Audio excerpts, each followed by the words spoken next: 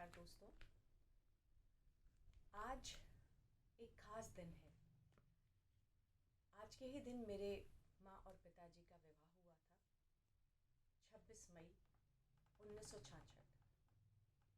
हालांकि आज माँ नहीं है, उन्हें गए हुए 17 साल हो चुके हैं, फिर भी वो आज भी यादों में तो समाई ही हैं।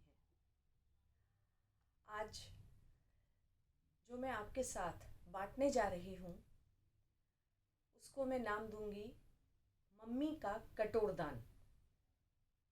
जब हम छोटे थे तब मम्मी रोटियां एक स्टील के कटोरदान में रखा करती थी। रोटी रखने से पहले कटोरदान में एक कपड़ा बिछाती थी और वो कपड़ा भी पुरानी सूती साड़ी से फाड़ा हुआ होता था। वो कपड़ा गर्म रोटियों से की भाप से गिरने वाले पानी को सोख लेता था, जैसे मम्मी की साड़ी का पल्लू कभी धूप में छांव बन जाता और कभी ठंड में कानों को गर्माहट दे जाता। कभी कपड़ा ना होता तो अखबार भी बिछा लेती थी मम्मी, लेकिन कुछ बिछाती ज़रूर थी। समय बीतता गया, हम बड़े होते गए।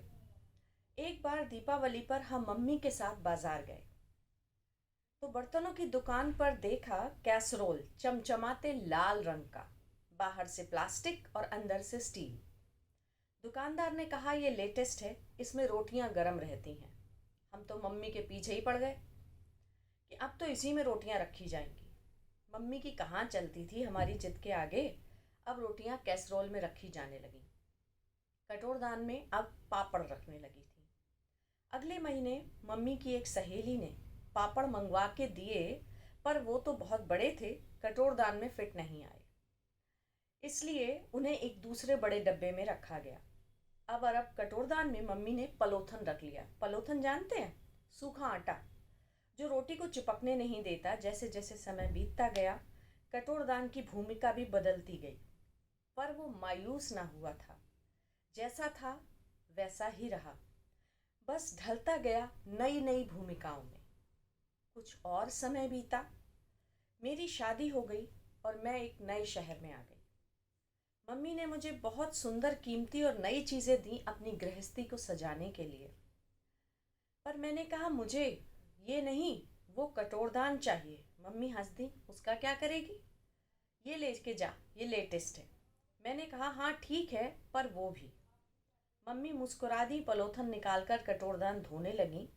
उसे अपनी साड़ी के पल्लू से सुखाया और उसमें लड्डू रखकर मेरे बैग में रख दिए। अब खुश? मैंने कहा हाँ, मैं उस कटोरदान को बहुत काम में लेती हूँ। सच कहूँ तो अकेलापन कुछ कम हुआ।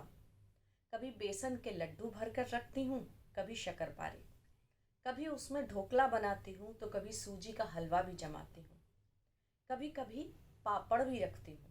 एक दिन बच्चों की जिद पर उसी में केक भी बना दिया। नित नई भूमिका में ढल जाता है मम्मी का ये कटोरदान। यहाँ आने पर मुझे मम्मी की बहुत याद आती थी, पर मैं कहती नहीं थी कि मम्मी को दुख होगा। कभी कभी सोचती हूँ, क्या इस कटोरदान को भी मम्मी की याद आती होगी? ये भी तो मेरी मम्मी के हाथों के स्पर्श को तरसता होगा। आखिर इसने भी तो अपनी लगभग आधी जिंदगी उनके साथ बिताई है। बस ऐसे ही हम दोनों ही अक्सर मम्मी को याद कर लेते हैं, एक दूसरे को छूकर मम्मी का प्यार महसूस कर लेते हैं। बस ऐसे ही एक दूसरे को सहारा दे देते हैं। ऐसा कटोरदान शायद हर बेटी के पास होगा या होना चाहिए। जय श्री राम। सदैव प्रसन्न रहिए, जो प्राप्त है वो पर्याप्त है। आशा है आपको मेरी ये कहानी, या ये कह लीजिए मेरा ये संस्मरण पसंद आया होगा। अब आप सबसे हाथ जोड़कर प्रार्थना है कि प्लीज़ थंबनेल दबाइए, मेरे चैनल को लाइक कीजिए, सब्सक्राइब कीजिए। धन्यवाद।